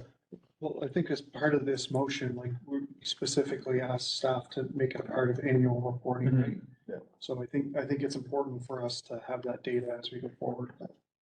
So I have a couple of questions, comments and questions. First of all, since it was my original notice of motion, I want to thank Austin and his team for all the work that they did to put this together. Birds or what? That's what I wasn't sure if it was an alarm or The what fire it department with some of their gear. was. Anyway, I really do appreciate it. It helps to bring a little bit more clarity to the whole situation. So here's where I have some questions and then some other comments. My first question is, if we wait and do nothing and wait for the 4 years to elapse, what is the absolute earliest that we could have any adjustments to the distribution of counselors? So it would be, I guess, one question we didn't ask the province too, is whether or not it's the date of the regulation being introduced or taking effect. So it took effect on January 1st, 2023. It was introduced in the summer of 2022, maybe fall. So at the earliest, it will be 2026. So it would not be 6 months. It would be November or October, November of 2026, which means not in time for 2026 election. So that once that 4-year elapses, then you can introduce a bylaw, which means it wouldn't take effect until 4 years. The general election 4 years after. There were a by-election at some point. It could take effect before, but otherwise would be the 2030. I mean, But the DELG isn't changed to make that change earlier than 4 years, though. What do you mean? We would, in order to have it earlier than 4 years, we would have to petition the minister. Yes. Yeah. That was something that was coming down the pipe potentially. Well, that's If something it's that the we have will to of the decide council. today. Yeah. right? So the reason I asked that question, and in total transparency, I already asked the Yeah. question to Austin, so I'm not trying to do anything behind your back, we're just looking for clarity. If we don't do anything, we don't petition the minister, then the earliest that we will be able to make any adjustments, if the council decides to make adjustments, is basically May of 2030. So that means that for a full 7 years, okay, which we all know and we all hope, there's a lot of decisions that are going to be made over the next 7 years that will have an impact and influence on this town for many years to come. So I just want to throw that out there. The other point that I would make, and again, it's just my own opinion. At the end of the day, I think some of the data speaks for itself in terms of if we look at, looking at the fact that we have a councillor in large, we have the mayor, take them out of the equation. We have 3 councillors for the village, we have 3 councillors for the wards. 70% of most of the metrics are associated with the wards. 30% for the village. Now, the other thing, point of clarification with the presentation that was made, and you're right, the transition committee was involved in making this decision. But I think the mayor will back me up, as when the decision was being made, and there was quite a discussion, I recall over the phone on this, we had no data, right? And not only do we have no data, we were clearly led to believe that if we were looking at metrics, that the majority of electric assessments, civic addresses were in the village and not in the outside wards. Because I can tell you for sure, there is no way I would have voted for the council as it currently stands if we had this data. It might not be dramatically different, but it certainly would not be here. So I just want to point out that that's my recollection of the discussion that we had at the time. And lastly, I just want to point out that while it's important to have all of these, at the end of the day, for me, it comes down to the electorate.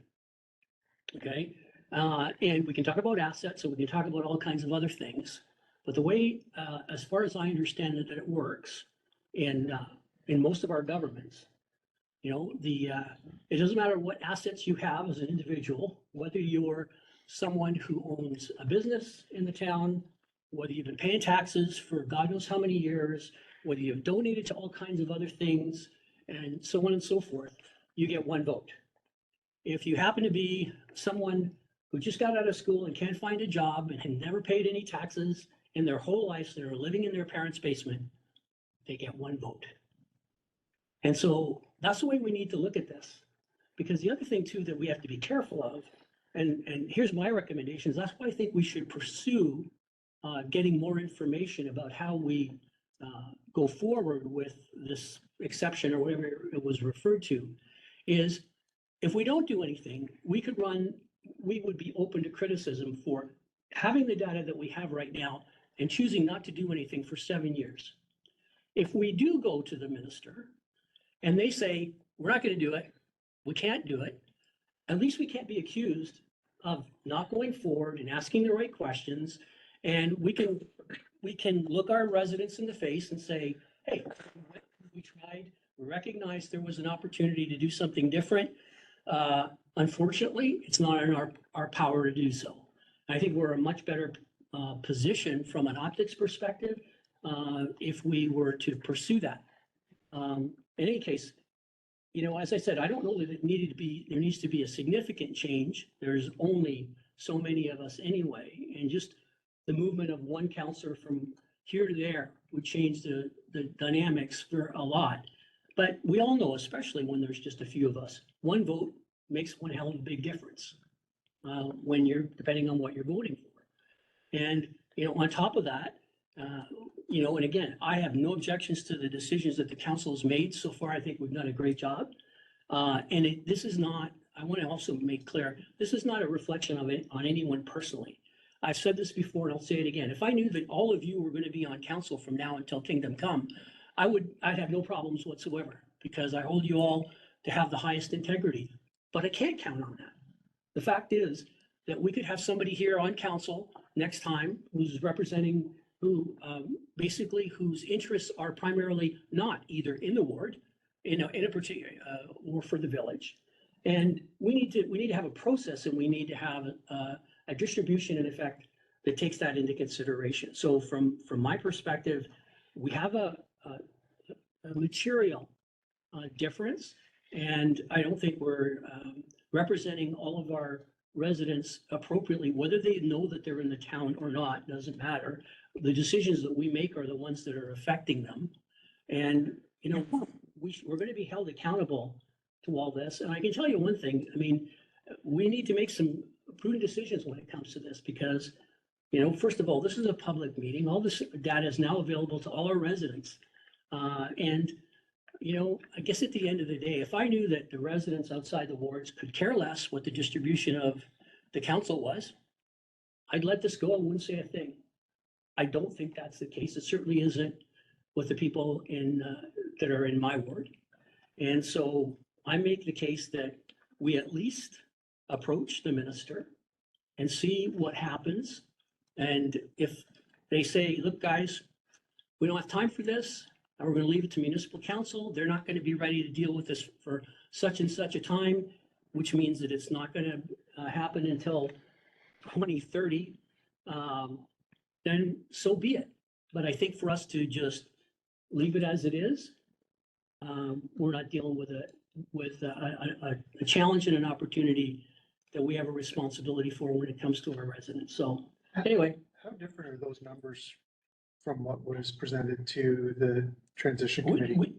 we didn't get any numbers. That's not, because those numbers don't, like, they don't surprise, like, I feel like I've heard those numbers way back before amalgamation. I will So second, anyway, I will second Joe's information on that because I was also on the transition committee. That when we were discussing this and agreeing to this, that the numbers were not at all presented to us in accuracy. So I was also on that committee. And I can remember conversation around, we knew when we set the numbers that the population in the former village was smaller than that in the outside areas. We didn't know exactly what the numbers were. I think when we were doing our initial conversation, we thought the population of the town was going to be about 5,800 people. And then they added extra pieces. So you're bang on. So they used the number 5,800 residents. They gave population bases. Coverdale area was actually substantially lower than what it was. They had the Salisbury and Moncton region being substantially higher, which I was on record arguing about, saying that those are completely wrong. Our facilitator came back and said that they were right, that the numbers were validated, and after decisions were made, they came back and were voted. They used completely sets of data later around it, the data that we were given, which really the voter count did reflect more of what occurred, but the data we were given to make our decisions was different. We were actually asked to change our decision after that, which we had already published. The facilitator had already published a report publicly, and we refused to change it because it was based on the information the government had given us. And they put a gun to our head. They did. They basically said, the facilitator said, you need to make this decision now or I'm gonna make it for you.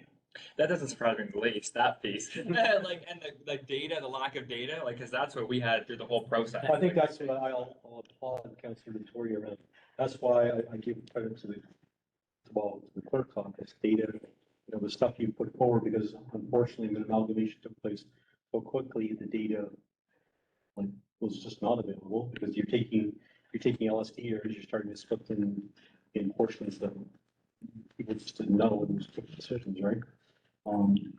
Now the later when they came back with the voting count, that did align more with what it was than the original data that they gave us.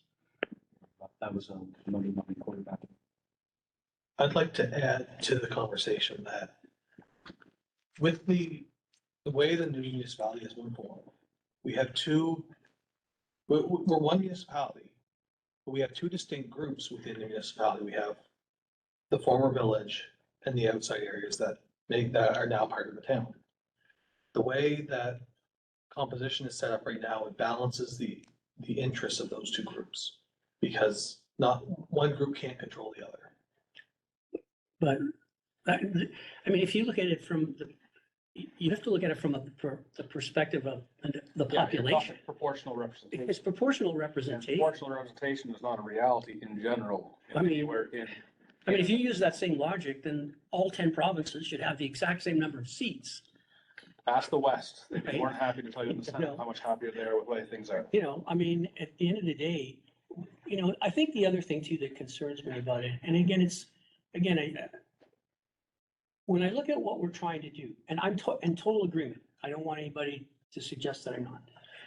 Many of the decisions that we're making right now, much of the focus in terms of growth and development is in the village. Right? The vast majority of it is, I mean, if you were to ask the average resident, you know, us and the one that's paying attention, not the ones that don't know they're part of the town, If they see any visible difference, or hear anything that is gonna give them an indication that there may be an improvement in any way, shape, or form, the ones outside of the village are gonna be the first ones to say, the only thing I've seen is an increase in my property taxes. Now, we know that there's certain situations that many of us have been involved in with our residents that have helped them in some way, shape, or form, but not to the degree where it's had a material impact on a majority of those residents. And so now if we have a disproportionate representation, they're gonna feel like, well, we're paying more taxes. We're not getting anything for it. And all the developments in the village. So, Yeah, but what are you saying? You want the rec center out? no, I'm not saying that, John. I'm telling you what, I think we have to pull back a That's little bit on taxes because, again, the government was not the municipality that, again, from a shared service perspective, right, those were for services and people can argue this, however. Again, there were services being received by outside areas for decades that were being paid for by the community. And that is one of the things about leveling the playing field. As we move forward, those decisions will be made by everyone around whether recreation facilities happen, whether anything like that happens. The data is there around recreation being used by outside areas, which, by the way, I think is phenomenal because, again, I still am a firm believer in those individuals come in and spend money at the grocery store. They drive the community. I think it's a win-win for everyone. But I mean, that portion of it was a leveling out of that area. Now, I can't get it back in property assessments and everything else because that's a whole different ballgame, but the leveling out of taxes was something that across the province, not just our municipality, but across the province, that took place. yeah. And I'm not arguing that, Rod. I'm talking about people's perception I understand. in the Yes. town. And I agree with you in that respect, and I agree that this does need to be revisited. It would have been nice before the next election, but seeing as it's gonna be 2030 regardless, Well, it's not whether gonna it be happens regardless. this year, whether We it don't happens know. next year, or the year after, it won't matter because 2030 is when it will take effect. So to me, it's moot to do it today. It can be done and dealt with next year. To go down this road right now is not, to me, there's not enough data, not enough time in council to be able to say that we are not requiring a change. I agree with proportional representation in of itself. To say that you'd have 2 councillors per ward is nice in theory. To say they're all at large, half are at large, there are different ways it could be done. I'm not disputing any Yeah, of that. this isn't even a case of getting into what it would look like. This is really a case Yeah, of whether we're. that's, Well, it that's, could be- it if could you're, be- if you're talking about changing it, that's. It can be done. To me, this is not the time to deal with that just yet. Maybe next year it will make more sense in terms of trying to figure out that would make more, I wouldn't say proportional, but definitely more, optically looking a little bit more. I think clean. just one like point of clarity too is like, let's say the minister comes out with, or the department comes out with the process to appeal the minister tomorrow. Exactly. And then it's as simple as writing a letter, and then that's done in April, and we write a letter, and the minister says yes, and then we change the boundaries. That could hypothetically be changed by 2026. It's just, I guess the question is more of the sense of, does council want to go down that route of petitioning the minister in whatever way that looks like? But to me, it's not about Which I think boundaries, is what this is about you're- representation. Yeah, like that, Yeah. yeah. let's Boundaries, not- nobody cares about the boundaries, No. boundaries are there. I'm, No. and that was my point. If we go and find out, okay, how feasible is this to get this done, so it can be done before the next election? Why wouldn't we ask the question? Go ahead, Rose. Underneath the bathroom sink. Oh, I don't think. I don't think she. Sorry, I guess from sorry. a timeline perspective, again, to Councilor Dyke's point on next year versus, so from a timing perspective, I understand we don't know all the answers. But what would be a drop dead date of everything we need to bring something forward? Is it 8 months before? It's 6 months, I know the 6 months you mentioned, but you and have then to, move you have back to add a little bit of. move back 3 council meetings Right, for for the the meeting, meetings. 9 months. It's 18 Um, months. And then I would leave about another 9 months to petition the minister to get a response. So right to- now, if Shut that's the case, you won't get 5 months or 6 months. Yeah, ish. Yeah, I didn't do the math in my head. I'm not gonna do it in my head because I'll get it wrong, but I think It's- we're too early in the new municipality to be talking about change, yet another change at the next Exactly. election. I think giving residents an opportunity to adjust to being a part of the municipality. Because I think when you look at the numbers in the wards, the only way that you can have proportionate representation is if we do away with the wards entirely or you change the boundaries. And as soon as you get into changing those boundaries, people are all of a sudden gonna be reconfused over which ward am I in. I what does mean, that mean? I don't want to get into that conversation here. I don't think it's that complicated in terms of making adjustments that would make it more representational. But in any case, I think that we can go into a whole different conversation when it comes to that. From my perspective is, I've just said my piece. If you guys decide that you don't want to go down this road, it is what it is. I don't agree. And, I just don't think that you can say that we want to petition the province without knowing that that's where that conversation is gonna go. It is going to go to changing the ward boundaries, which is going to cause confusion. So you're gonna divide Ward 3 into multiple Well, wards. I mean, I'll go back to the committee, so I'll just ask our committee this, that were there. The No. reason the ward boundaries got defined the way they were was because we misstated. By that, Coverdale area, because they deemed it to be one size, they went all the way down into the 895 Bowman's Road to take in a portion of that. They didn't deem one other area was bigger. So those boundaries later, whether they're all done away with, or become all, like, whatever it is. But they are what they are right now, and they are, we wanted, again, I'm not for or against, I'm actually listening to all sides on this. Me, if we want to become one community, it's around how do we all continue to work together? And I get the idea, and I totally understand what you're saying, Councillor Antoine, and we don't know what future councillors will be, but we are working very collaboratively together to become one. And by that, you know, Ward 1, 2, 3, 4, whatever it is, we're trying to become one. Every decision we're making, if we're not always having consensus, but we are working together on those things. We're thinking commonly around all of these things, whether it's recreational facilities, working with the resident on erosion, all of the things.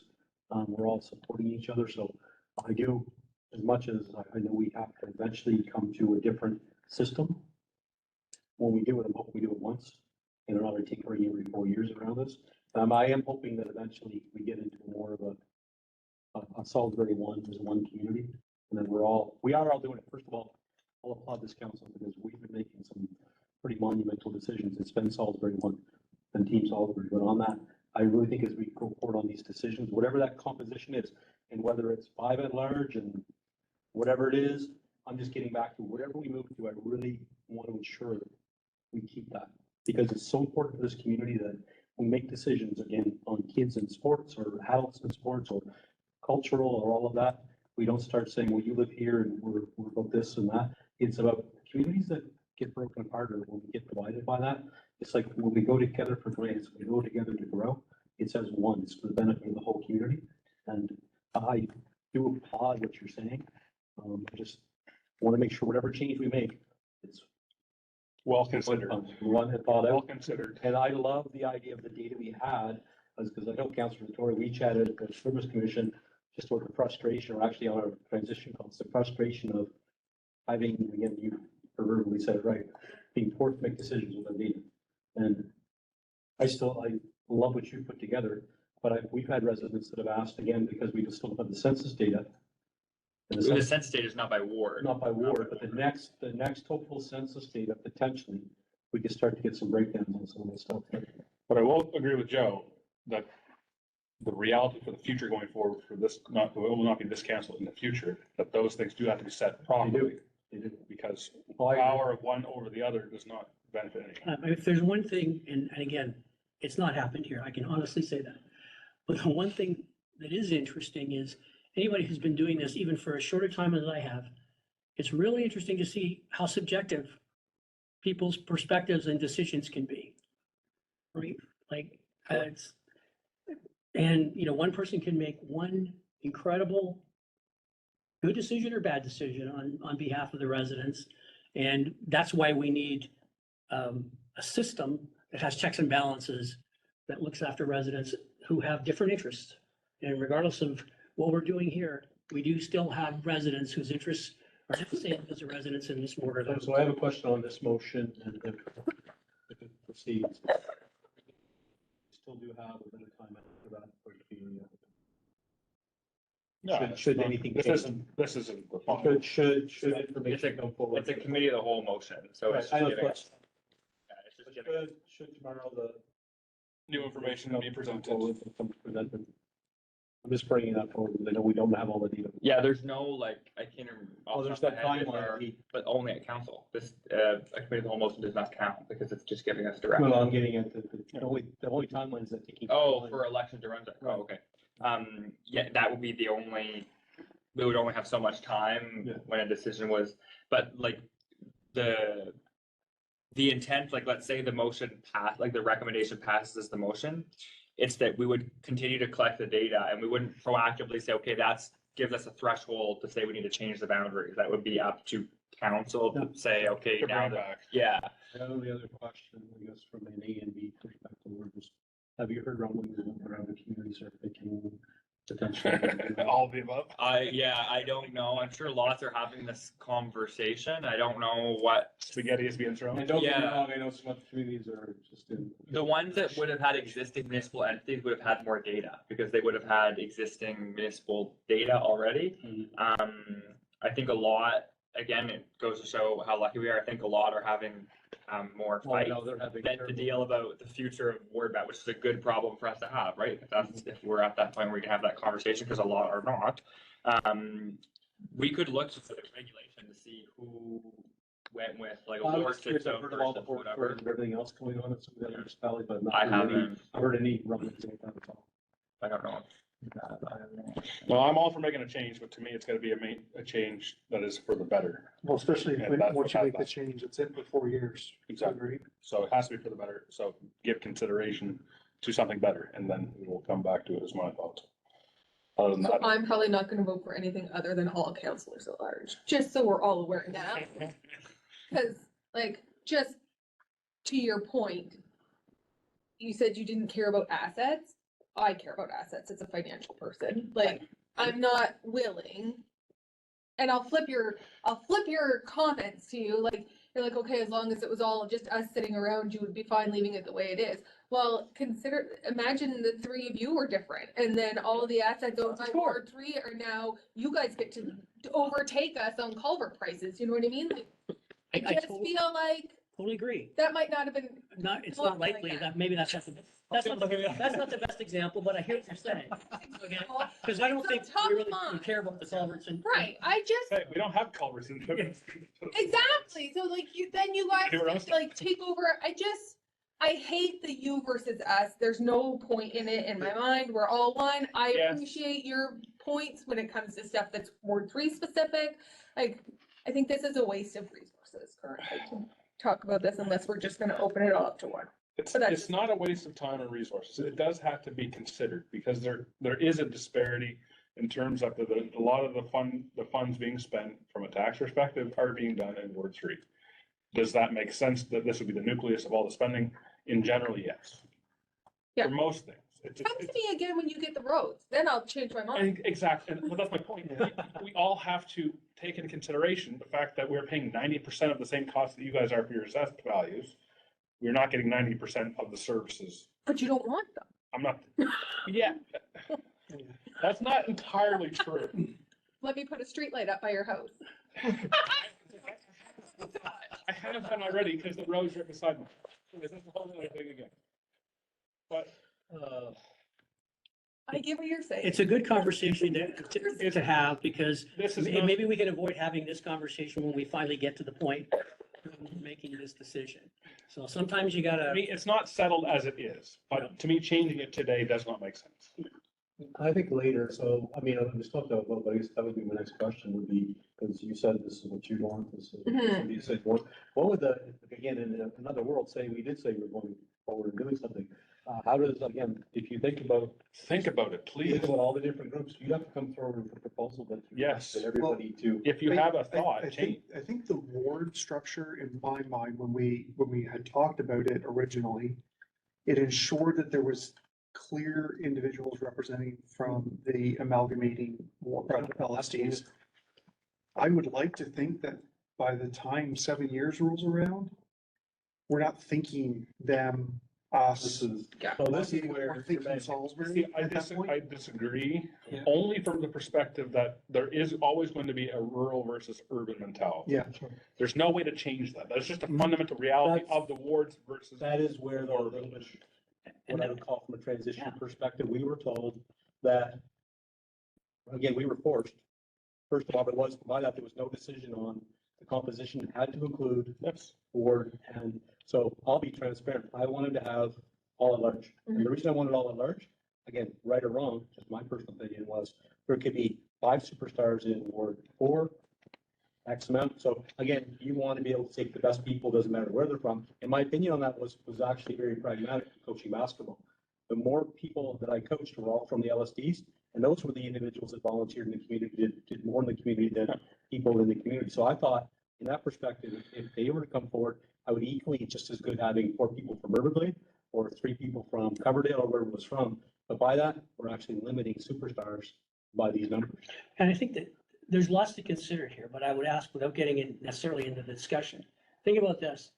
If 70% of the voters are not in the village, and let's say the boundaries stay the same, imagine how many more, greater percentage of voters, let's just assume the outside wards vote for the outside wards, the village votes for the village. I know they don't, but just from a math perspective, you would need in absolute numbers, way more people as a percentage of the people living in the village voting for someone from the village than if the people outside the village decided to vote for someone who was in one of the outside wards. So when we talk about at large, I'm not saying you're wrong. I'm just saying be careful what you ask for, because it's just math.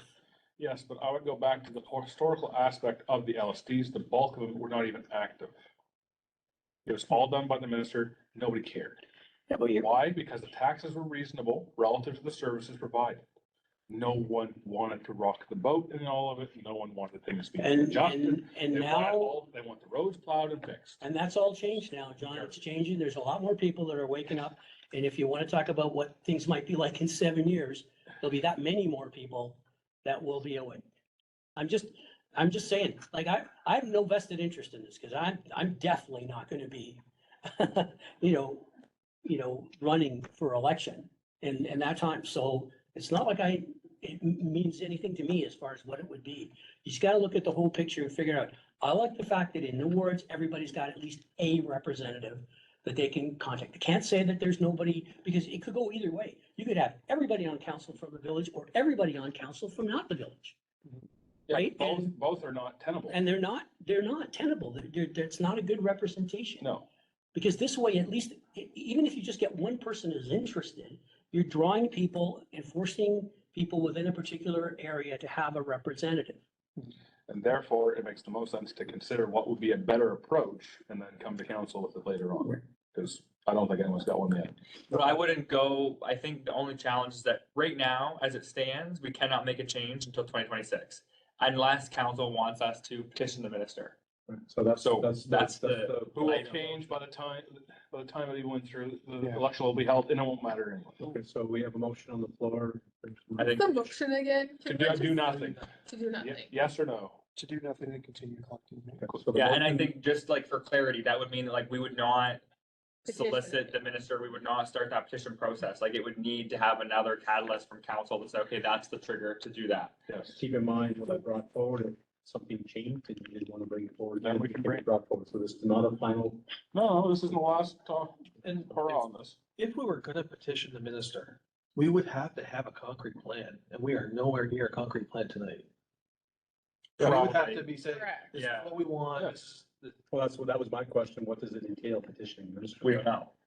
And we won't know that until they have. See, for me, it would be, I couldn't support the motion if, as it currently stands, because as far as I'm concerned, we don't have enough information. You say you don't know, well, then we need to find out. I agree, which is why we need more time. Well, I think that's why, I think that's what this. So the way the motion's written, I can't support But it. see, that's why I That's asked fine. what the next step was, because if, once we understand that, it gets brought forward again. So let's vote on it as is. and- It could. It has to be, it won't be brought by staff. Like we won't proactively bring it forward and say, here's the petition we're recommending petitioning the minister. But any councillor can bring a notice of motion. To say we want to Whenever petition we the want. minister. So let's vote. Okay, so, Motion, can I just have the motion read again, please? Have a little bit. I move that council not undertake any formal efforts to change the municipal ward boundaries and or council composition at this time, but direct administration to continue collecting relevant information and consider this an important part of the town's annual report for council to make any necessary decisions in the future. It's already been seconded, so I just wanted the clarity on the floor for the vote. So, Sorry. it was already seconded, so I just want the clarity on the floor for the I vote. was just gonna say, do we want to add a caveat to that, that our annual report will be the decision point for us to make, to suggest changes, or do you want to bring it back forward? We can bring it Well, that comes up in 3 months. It'll be in June. So I don't know if there will be any funded, like the data we'll see this year in the annual report for 2023 will be the data that is here really. In 2025, it may be different, and then you're getting to a point where it's gonna be nice pushing it. Yeah, so I think honestly, the decision factor will be the process to petition the minister. And if it's something that council wants to have another conversation on, it will be circulated definitely to staff, in which case it will be sent to council in a WAG or what have you, at which point then I would say the onus will be on council to have that conversation and say, we want to discuss X, Y, Z, in the context of the process to petition the minister, I think, because that's the lack of clarity right now. Like it stands for 4 years unless that process is clarified and we know what that process looks like, and then if council decides to go through that process. So I think that would be the kind of catalyst of that It Oh, could process. be being next year finalized. before they even define what that process is. No, not likely, because there'll be a change in government, or there won't be a change in government, or minister, or whatever the case is, and then it'll delay, forever. Again, I'm not cynical, I swear. So obvious. Okay, with that, all in favor of the motion, contrary minded. Cory, Tell us what you want. Yeah, just so we have that recorded. I'm an A. Good enough. Well, Phyllis and I are. Oh, you were, Aye. motion carried. At least for today. were you a yay or a nay? You were a nay? I was an A. You didn't say You have that. to say out loud. that. Yeah, you have to say that. I did say. I didn't hear Me neither. that.